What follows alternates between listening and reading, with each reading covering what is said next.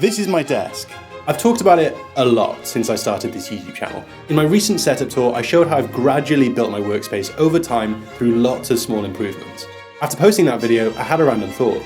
If I had to start completely from scratch, using the same amount of money I've spent on my current setup, how would I do things differently? To find out, I spent over $10,000 building my perfect desk setup. This is all getting a bit much. Hi, I'm here to pick up an order. Yeah, what's your name? George Powell. A computer is the cornerstone of every workspace, so after paying my fanboy fees, I'd made a start on building my setup. I've raved about my M1 Pro MacBook Pro ad nauseum since I bought it 2 years ago. It's the perfect form factor for working on the go and offers all the performance and functionality I need for my creative workflows. Therefore, the new lineup of MacBook Pro laptops sporting the latest M3 chips was an easy choice for this project. Apple Silicon has really proven itself, demonstrating a significant improvement on earlier MacBook models using Intel CPUs, and the new 3nm architecture takes this even further. Arguably the most exciting thing about this laptop, however, is the new space black color, which is the first matte black MacBook Apple has released since 2008. It's only available on the M3 Pro and Max versions, so I went for the base spec M3 Pro, which I felt offered the best overall value. I've got to be honest, it's more of a really dark grey than a deep black, but alongside my space grey MacBook Pro and the Midnight MacBook Air, it's definitely the darkest of the bunch. And sure enough, the new anodized finish does reduce fingerprints from showing on this device as easily. Apple events usually have a lot of very pretty, but quite badly labelled graphs. The recent keynote made a big fuss about the M3 chips having a decent bump in performance over the M1 series. I'm sure we'll start seeing some in-depth benchmarks over the next few weeks, but just my own curiosity, I decided to conduct a very unscientific experiment by exporting my last YouTube video in Final Cut Pro to see how the M3 Pro compares to my M1 Pro MacBook. The results confirmed a slight improvement, and the outcome of my basic tests are consistent with Apple's claims. I'll let you decide whether a 10% improvement in performance and a fancy new colour are worth upgrading for,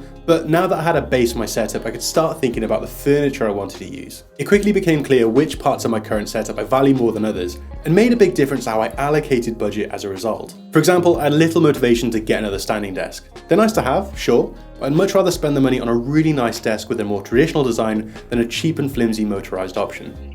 With this in mind, I opted for the Oakwood Classic Wooden Desk. It's made from solid oak and has a timeless design through simple form. I particularly enjoy the tapered edges which soften the hard lines often created by desks. It's just a really lovely piece of furniture.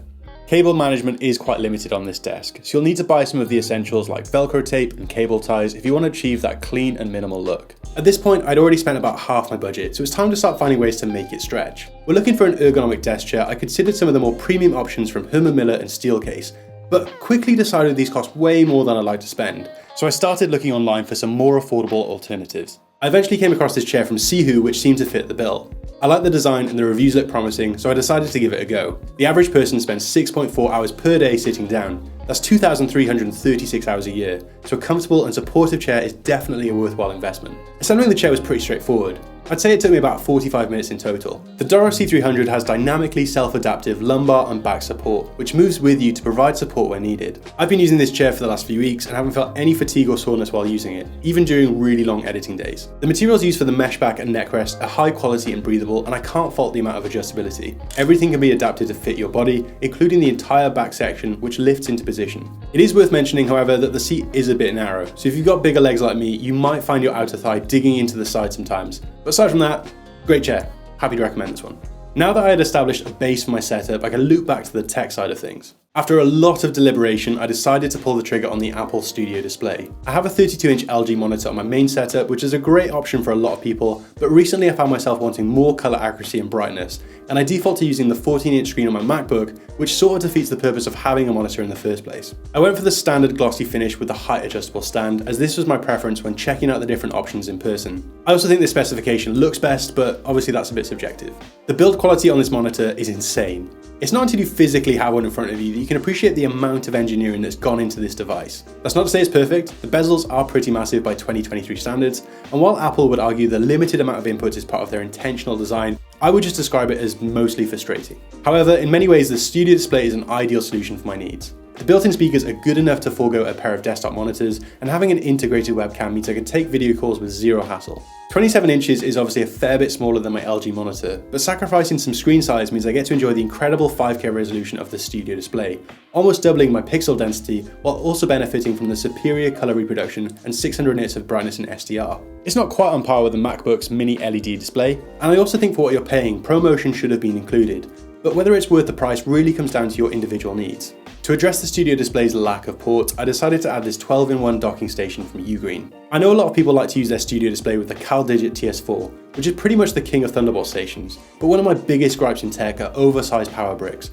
They're ugly, they get in the way, and they're generally just a pain in the arse when it comes to cable management. The Ugreen docking station doesn't pull a lot of power, and as a result you can use a much smaller power supply. It comes included with a 100-watt GAN charger, which is a nice little bonus, but since I'm not using it to charge a laptop for this setup, I can actually just power it passively from one of the studio display's USB-C ports, giving me a spare charging cable for my other devices. There's a wide range of ports for expanded connectivity, which I find really helps me to be more efficient in my workflow. Having an extra SD card slot and USB port available is a massive help when I'm working on multiple projects, and the USB-A slot allows me to connect my older devices when needed. I'll also occasionally use in-ear monitors when editing, and I prefer using a wired connection to avoid the audio latency typically found on Bluetooth headphones. So having easy access to a headphone jack was really important for this setup. Even though my use case is quite simple, this is actually quite a capable docking station. It supports up to 3 extended displays when using the HDMI and DisplayPort outputs, and also provides up to 85 watts of charging for laptops. Along with everything else in this video, I've left a link in the description below.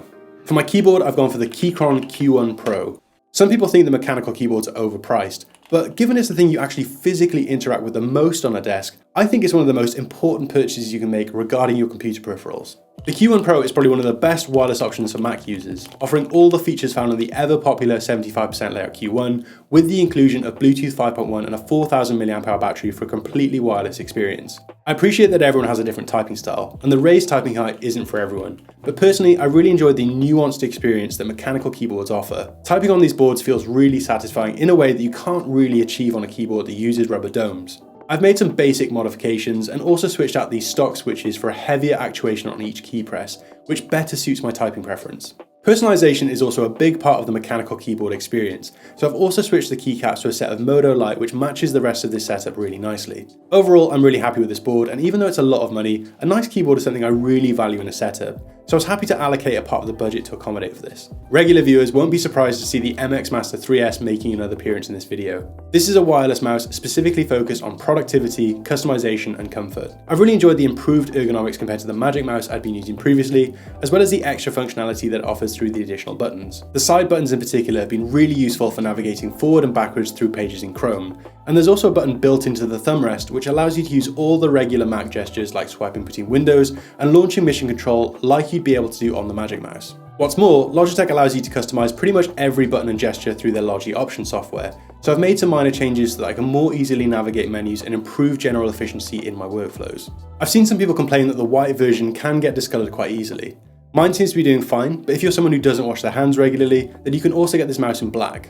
In terms of battery life, the MX Master 3S can last up to 70 days on a single charge, which is pretty ideal. It uses a USB-C port at the front of the mouse, which is better than the Magic Mouse charging experience in almost every way, and it also has fast charging capabilities so you can quickly get back to work if the battery does run low. Finally, it was time to add some accessories to finish off the setup. To protect the desk from the friction of moving my mouse and any accidental spills, I've used a desk mat from OrbitKey. To store the MacBook in an upright orientation, I'm using this wooden laptop dock from Oakwood, which allows me to make full use of the available desk space. It's super simple, but I like the geometric design and it works really well for my needs. This lamp from IKEA adds a bit of task lighting when I'm working in the evenings, and the warm light from the Philips Hue filament bulb helps to bring some ambience to the space. The base is made from black marble, which looks really premium, and adds a lot of weight to make this lamp feel much more expensive than it actually is. The Philips Hue bulb means the lamp can be controlled by Google Assistant, so I've added a Nest Hub to make use of smart home features. This allows me to quickly control voice-enabled devices like my lights and blinds, and I can also watch podcasts in the background while I work too. To keep my devices charged, I've opted for the Nomad Base 1 Max, which perfectly matches the setup with this premium metal and white glass design. It's MagSafe compatible, which makes sure the charging cords line up every time, and I've plugged it into the spare USB-C port on the Ugreen charger. The Apple Watch charger is limited to the slower charging speeds, which is a bit of a shame, but it's still a decent option to keep keep my watch topped off while I'm stationary at my desk. I felt very inspired by Matthew and Tina's Office Tour series, so I picked up this analog wall clock from Brown as a nod to one of my favourite creators. The classic design of this 30cm timepiece looks really fitting in this space. I also like that it has a silent second hand, which doesn't make any distracting noise and gracefully floats around the clock. It's just a nice product, you know? After spending a lot of money, my setup was complete. I actually found this exercise quite interesting. It allowed me to establish the pain points within my current setup and create solutions to address them. So will I be keeping this second setup? No, of course not. But I will apply some of the things I've learned to improve and optimize my workspace to better suit my current needs. Hope you enjoyed this video. Let me know your thoughts in the comments. Thanks for watching. See you next time.